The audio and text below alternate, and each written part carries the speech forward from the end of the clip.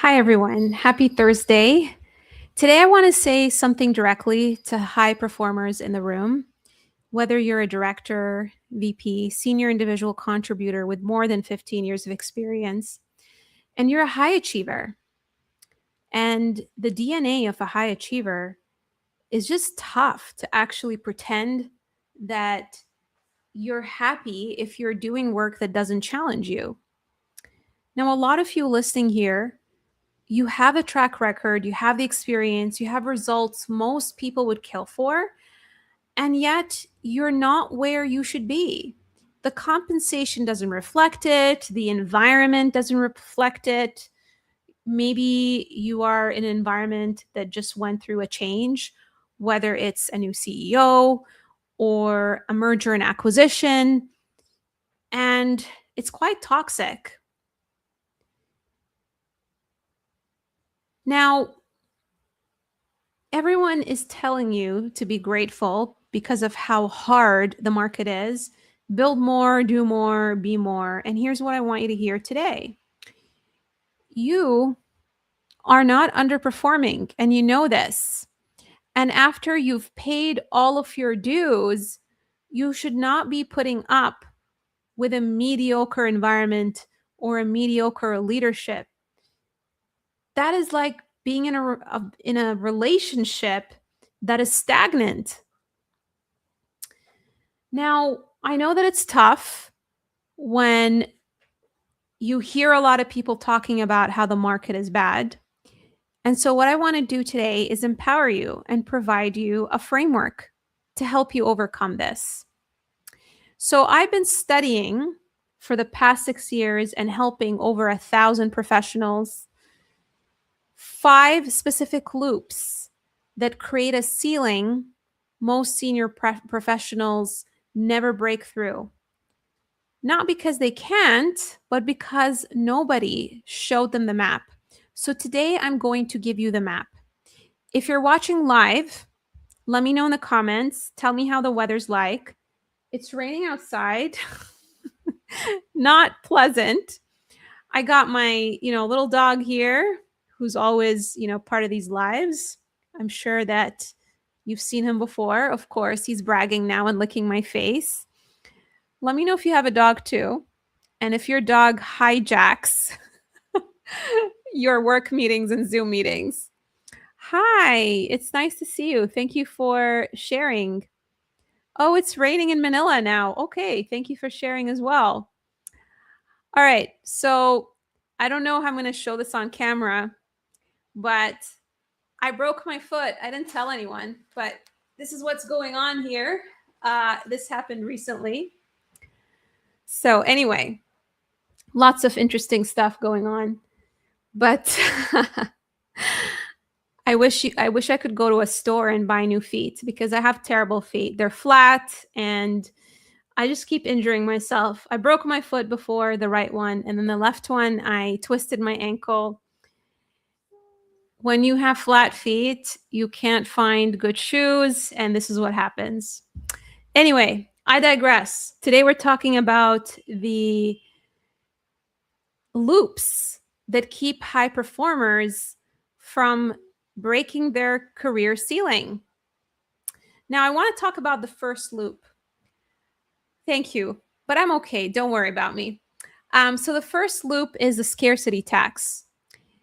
There's a Harvard study that found that when your mind is consumed by financial stress, your effective IQ drops by 13 points. You become reactive instead of proactive. You can't think long term because you're too busy fighting the present. Now, you might be thinking, that's not me. I'm not financially stressed, especially if you are making $200,000. But you know what I've been finding out is that no matter how much money you're making in this economy, it never feels like it's enough because pre-pandemic, the cost of living was significantly lower. And so if you were used to lower cost of living on the salary that you currently have, all of us can feel the pain, right? So here's what I want you to consider. You don't have to be broke to be in a scarcity mode. And when you're in a role that's draining you, when you're underpaid and you know it, when you have been passed over promotions and it stings, when you're watching less qualified people get promoted, your cognitive bandwidth collapses in exactly the same way. Your IQ gets lowered. There are studies that have shown that when we are going through financial stress, our IQ gets lowered. And so what happens is you stop thinking strategically and start thinking reactively. And this can also happen if you're well compensated, but you're miserable. We call it the golden handcuffs. And you're scared of leaving because you're worried about the financial stress too, right?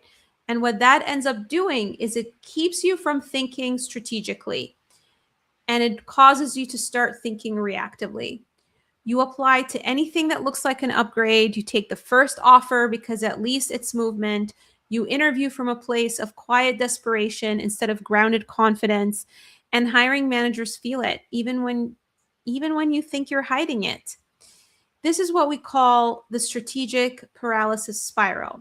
And the higher you are in terms of the organization, the more expensive it is. A bad move at the director level costs you 12 to 18 months. At the VP level, it can set your trajectory back years. And the fix isn't just financial runway, though that helps. The fix is strategic clarity. When you are crystal clear on exactly what you're worth, exactly what problem you solve, and exactly who needs you, desperation evaporates. You are no longer choosing from whatever's available. You are choosing from what's aligned. I want you to think of the most expensive brands that you buy. Who can tell me the most expensive thing that they've ever bought in their life? Um, it's hard. I'm a big investor in like my education, but I mean, the most expensive thing that I bought was my Botox treatment for migraines. And why did I buy it?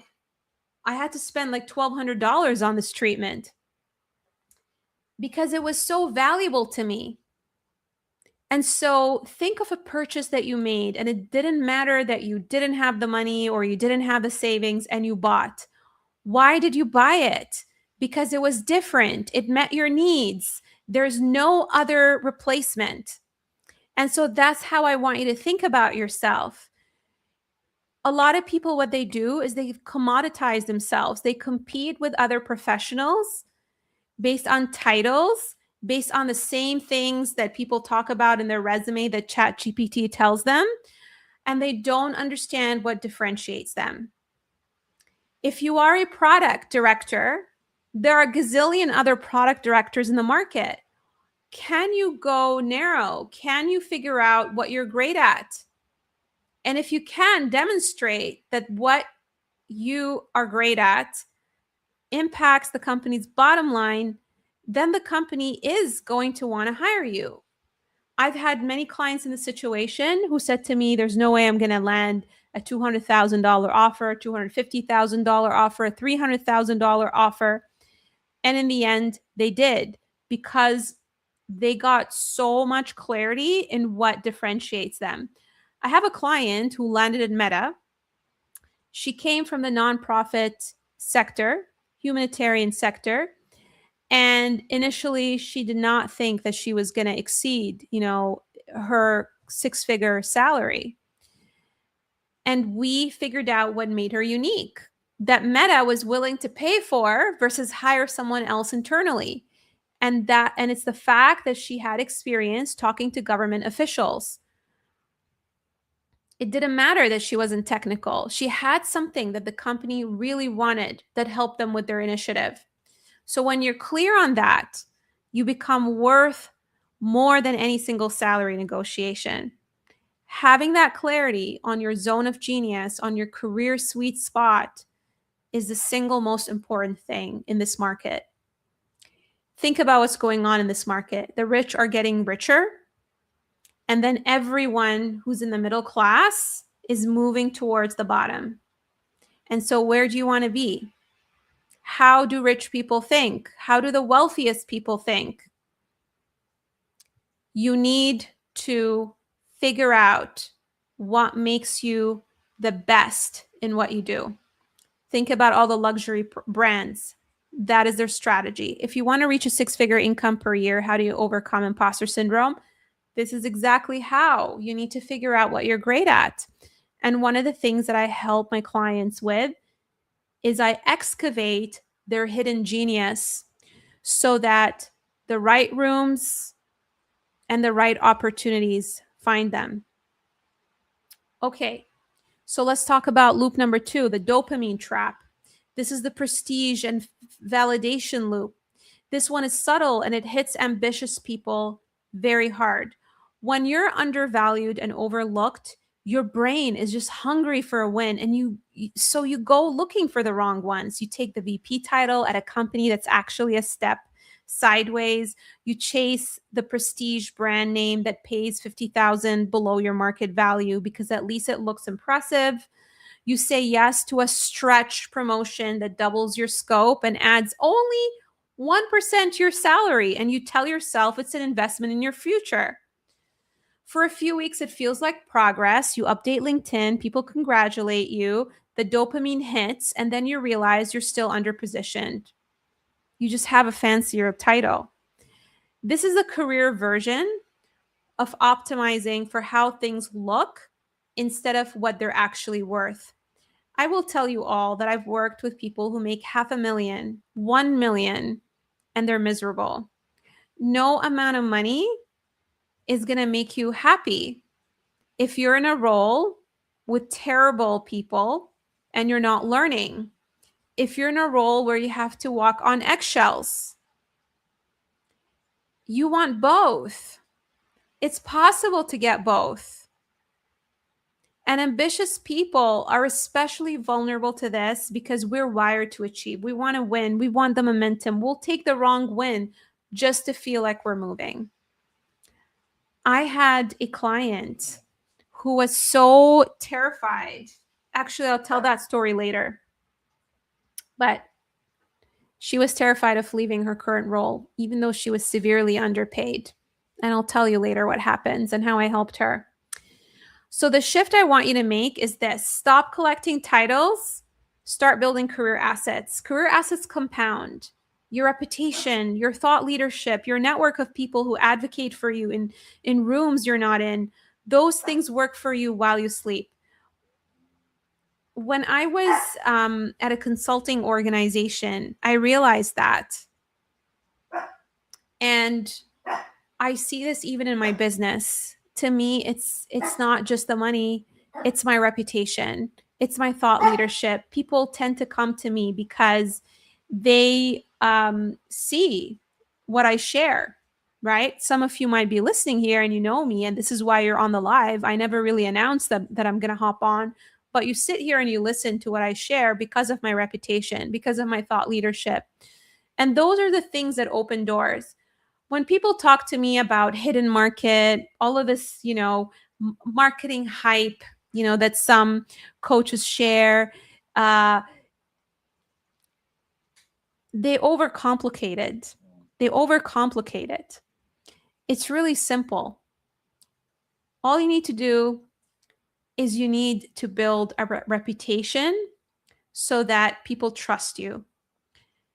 It's all about trust when it comes to hiring.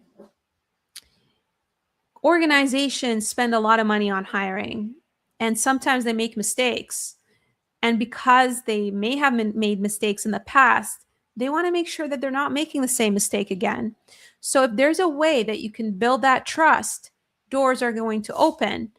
And stuffing your resume with keywords or using AI to build your resume is not what's going to build trust, right? So you got to build trust. That's really what it is. And the old-fashioned way of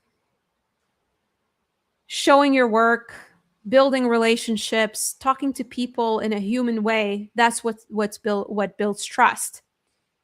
I mean, this is a perfect example of what I'm doing here, right? I do practice what I preach versus a lot of people, They hide behind their computer. They use AI slop to post content.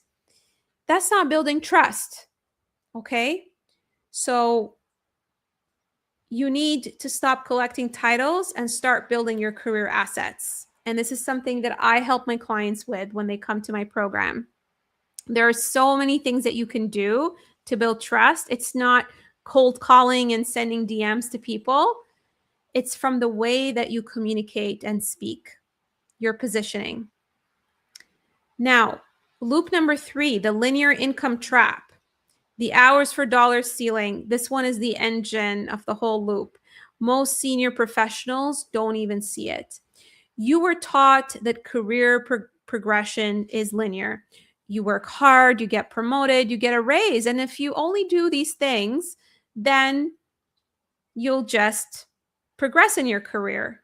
But here's the math nobody tells you. Salary has a ceiling, and inflation is eating it from below. You get a 4% raise, inflation runs at 6%. You're objectively poorer than last year, and you worked hard to get there. Meanwhile, the responsibilities keep stacking, the expectation keeps rising. You get that late email from your boss with all of these expectations of you when you're not being compensated well and you're barely covering your bills and expenses. So what do most people do when they're in that situation? They think that working more hours, taking on more projects, and someone noticing is going to help them get promoted and get that raise. And so they burn out trying to solve a math problem with effort that cannot by definition fix it. You cannot out effort a broken equation. You have to change the equation.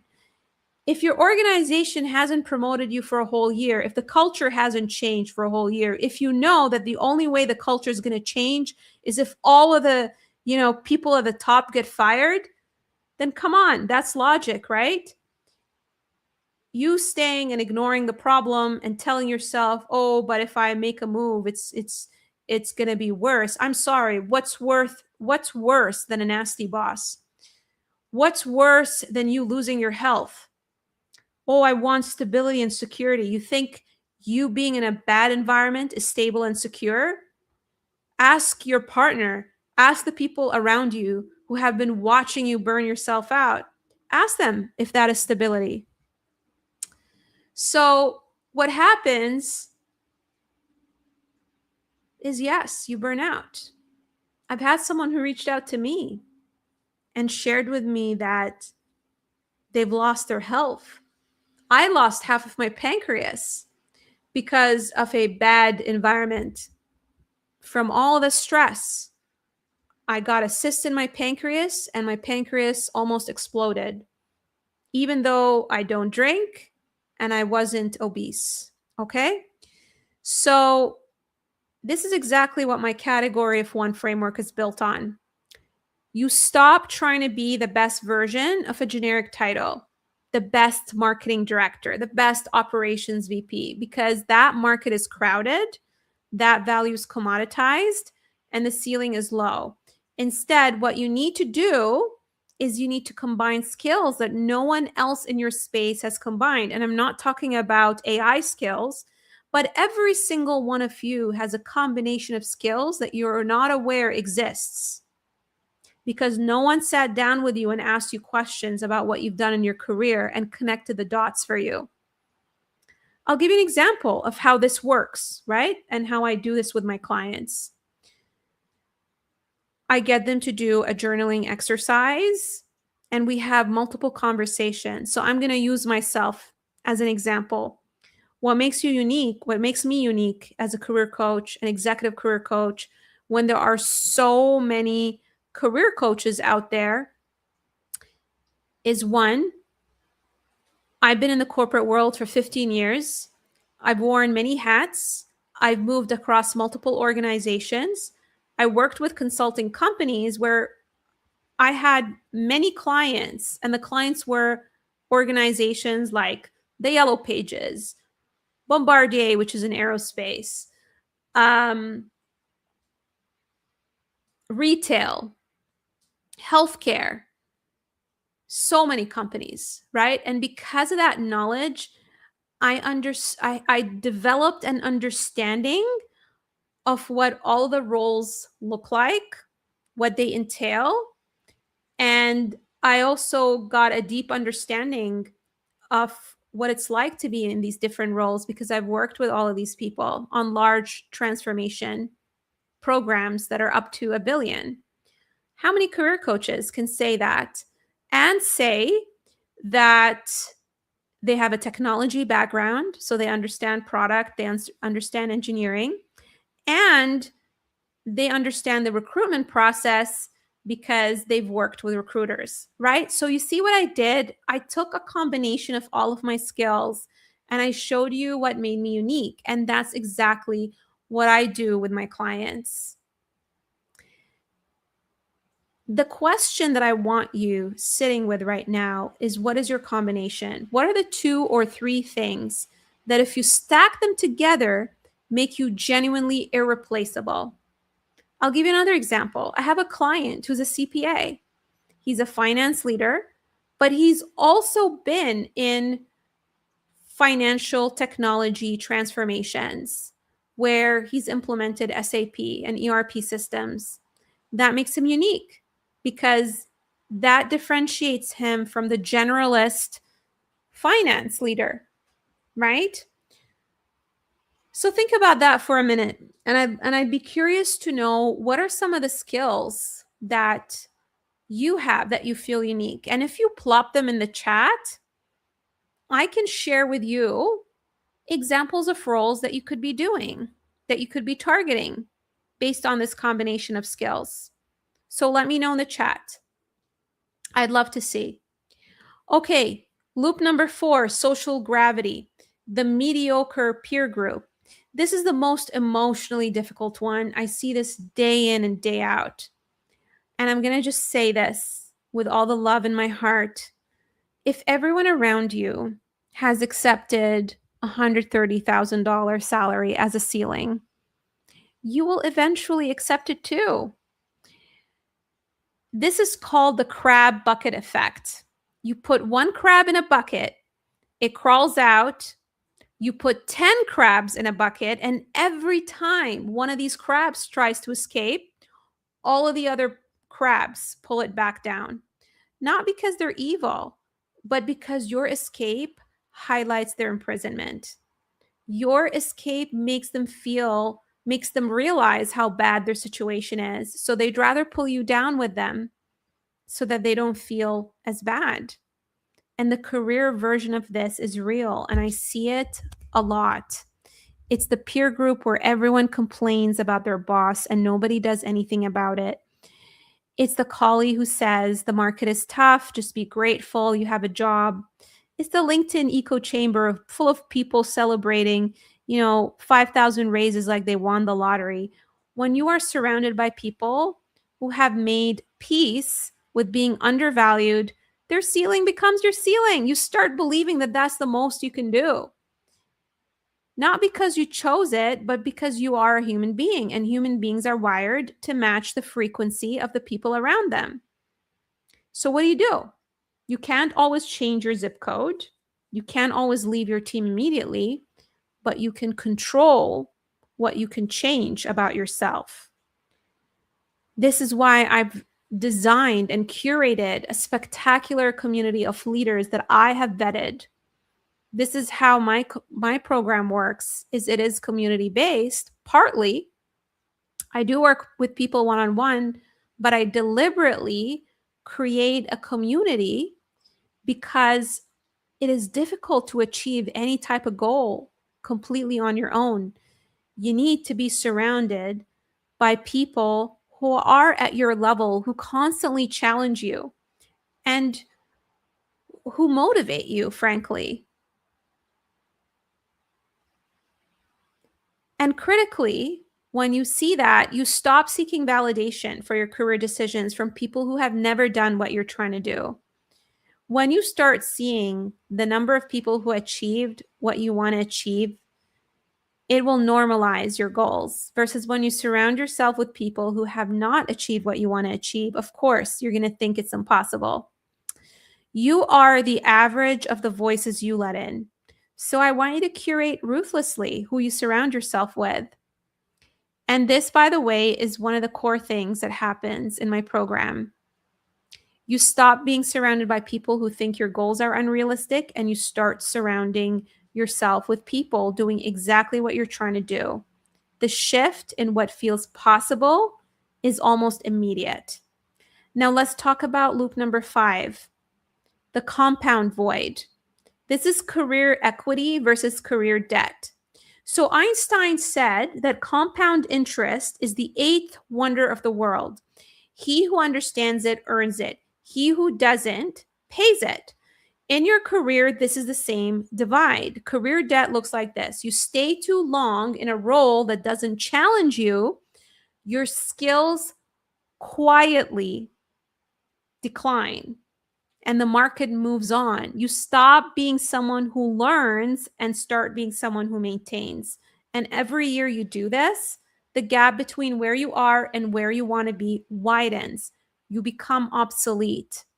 You don't feel it at first. It's invisible because you're in it. But one day when you're in an interview, you realize you haven't done anything genuinely new in the last 4 years.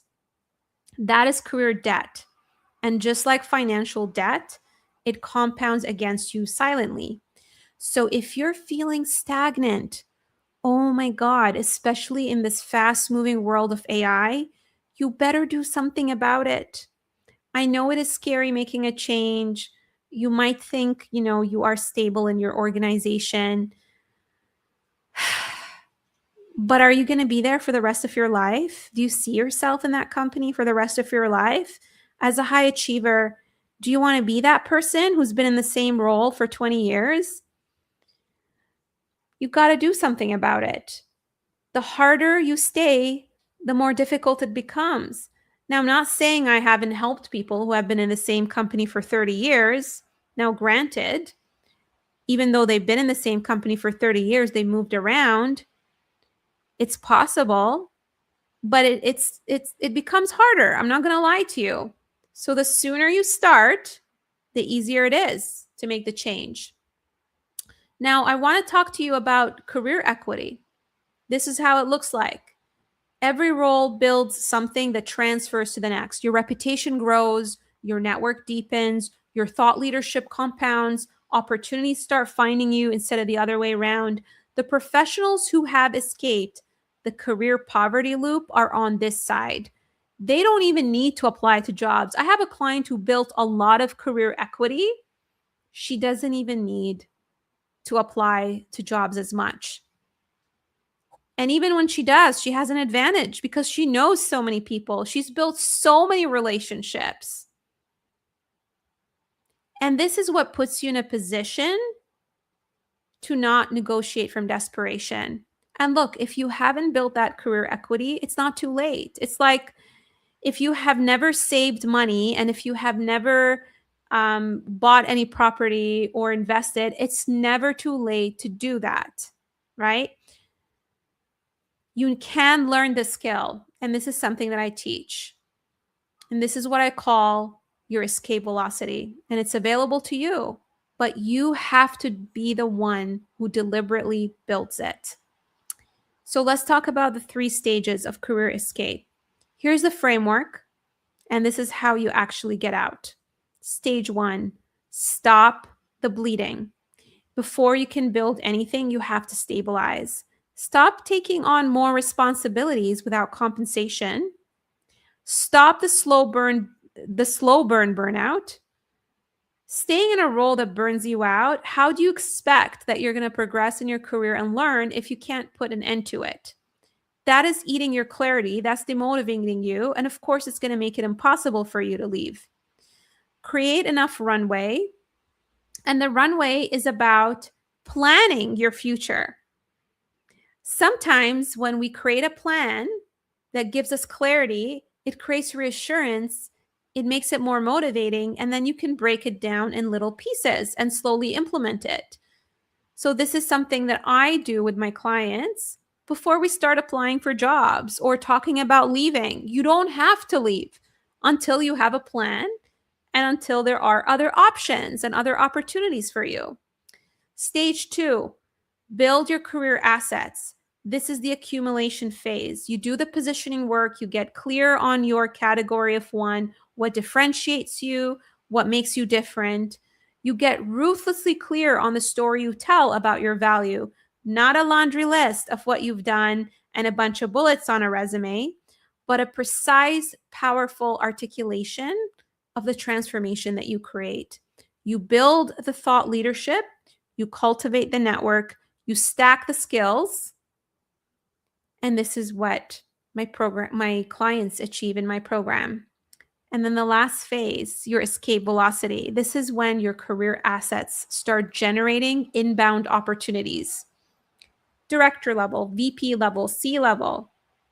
This is when recruiters reach out to you, not you reaching out to them and getting ghosted. When your move is chosen, not accepted. When your compensation reflects your actual market value, not what your last employer decided you were worth. Once you hit the stage, the friction disappears. Excuse me. Quick question. I'm an entrepreneur not pursuing roles, but your insight tonight genuinely caught my attention. Do you ever work with founders who know how to create value and stand out, but still catch themselves underpricing or underselling? So, funny story is I have worked with a founder before. I've worked with multiple founders. I've worked with career coaches. I've worked with a multi-million founder. But right now, unfortunately, I'm not focusing on that. However, connect with me, stay in touch. Maybe I can refer you to someone else. And I really appreciate you dropping this comment. If you found it helpful, feel free to like and repost it so that someone else can benefit. Thank you so much for your question. And if anyone else has questions, I would really love to hear from you. Okay, so here's what I want you to take away from today. You are not stuck because you're not good enough. You are not stuck because the market is broken. The market is always going to be competitive, and it's never going to stop being competitive, and it's going to keep getting harder and harder. Why are others getting the better opportunities? You are not stuck because you need another certification. Oh my God, I had an insane conversation with a client today. She is an amazing fit for a director level role.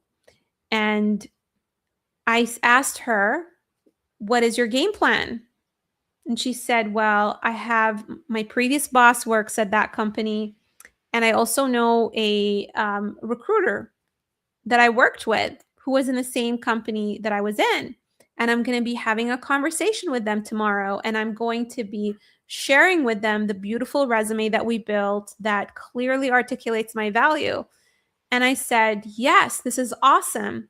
So what else are you going to do? And she said, oh, I am going to take a change management certification. And so I just sat there and I said, hey, did you not do any change management work in your previous role? She said, I absolutely did, but I'm going to take the certification. So I asked her, what do you think would be more beneficial, taking the certification or preparing for the interview and coming up with a set of stories that clearly show them what you've done before and connects it to the role? And she sat down and she said, oh my God, you're right. That's what I need to do. So some of you focus on the wrong things, and that is the value of having a coach keeps you focused so that you're not working on the wrong things and who's going to help you get there faster. Imagine all the time she would have wasted on taking that certification and the money she would have spent when she can just utilize that time to strengthen her responses and her conversations with people at the VP level and above. And part of why you all feel that way is because you're all learners. That's what makes you high achievers. But that can work against you, and that could be what's holding you back.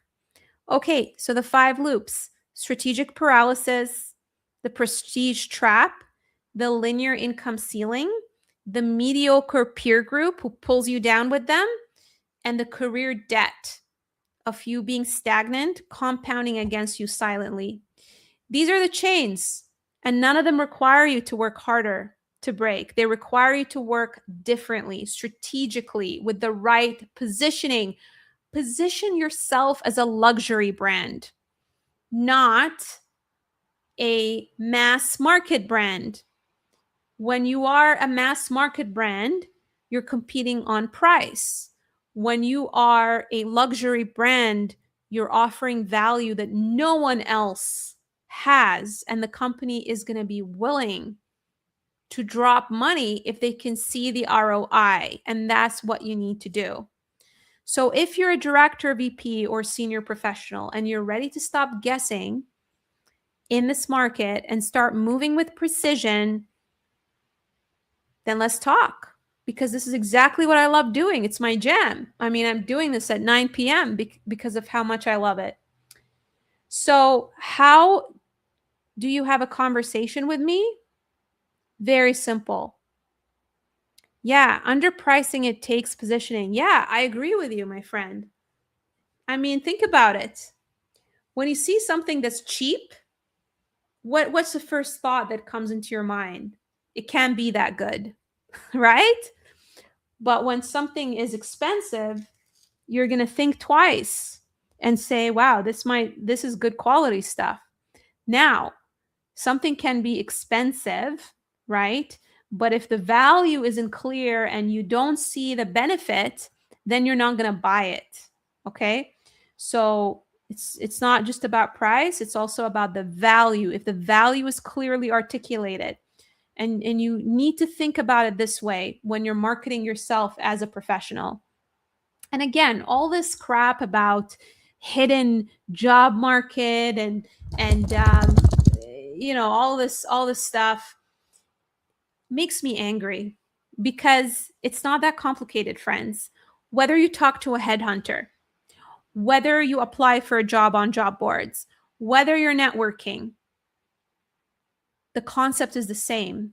If the person on the other side of the table can't clearly see your value, they're not going to choose you. This is why I have people who come to me and tell me I don't have a good network, because their network referred them and they still didn't get the job. You should never rely on someone else to articulate your value for you.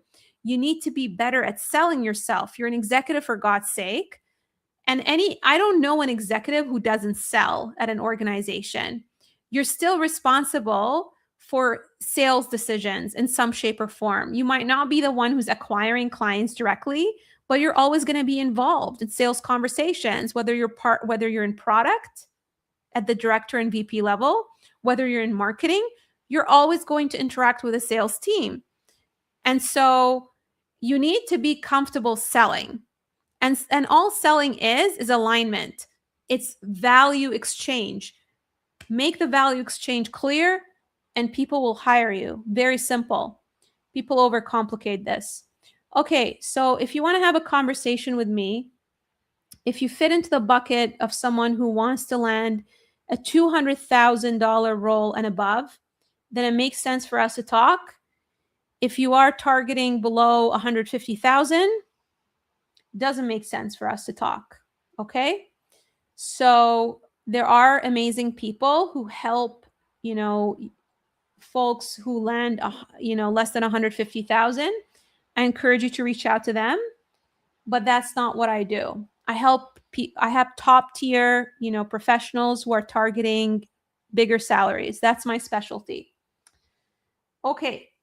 So, going to share with you my screen here so that you know how to book a call with me. And yeah, the reason I also say that I only help people who are targeting $150,000 above, because my strategies are not mass market strategies. My strategies are for people who are high achievers. If you know that you're great at what you do, if you're not confident in what you do, if you don't consider yourself a high achiever, if you don't have a good work ethic, if it's not important for you to do work that you love, then I can't help you, right? Because I'm not there to help you improve your competency. I'm there for people who are secure in their ability to perform and care about their work, have care about their work ethic, because I can't instill those values in people, right? Okay, so under my name, book an appointment. It'll take you to this page, and there's a video that you can watch where I share my story. And you can click on this book your career diagnosis button, choose your goal so that I have a great understanding of what you do. This only takes 2 minutes, okay? And why I ask these questions is for me to get a better understanding of your situation. So I invited to do this while I have availability because I don't always have availability. There's a limit in terms of how many people I can talk to, especially with a 47,000 plus, following. I don't have time to talk to everyone, and I don't always have spots available because I really love coaching people. I'm here to really help people achieve their goals, and I give my clients individual attention. So I encourage you that if you've been thinking about it, if you've been following me for some time, you've been thinking about it, but you're not sure, just do it. You're not going to lose anything. Seize the opportunity. If you came across my profile for the first time, watch the video. It explains what I do, right? And then you can make a decision and decide if you want to book with me or not. And what happens during the call is I'll ask you questions. I'll diagnose what's going on. I'll help you understand what's blocking you. And then I'll create a plan. I will create a plan for you. And then, we can decide if we should implement the plan together or not. I had someone who booked a call with me today, for example, and after asking her questions, I came to the conclusion that I'm not the right person to help her. Okay. So it doesn't mean that we're going to work together, but she was very happy coming out of the conversation because she had a solid plan. So I invite you to take advantage of this opportunity. I hope that this has been helpful. Please do me a favor. It does take a lot of effort for me to create this content, and I love helping people. I love changing people's lives. So if this has been helpful for you, I would really appreciate it if you comment, like, repost, so that someone else who feels stagnant in their career, who's not happy, doesn't know what to do, can get this information. And that can really change their life. And wouldn't it be awesome if we all, help as many people as possible and provide them the right information? Okay. I hope you have a wonderful rest of your Thursday. Thanks for tuning in and listening. I appreciate it. Have a good night.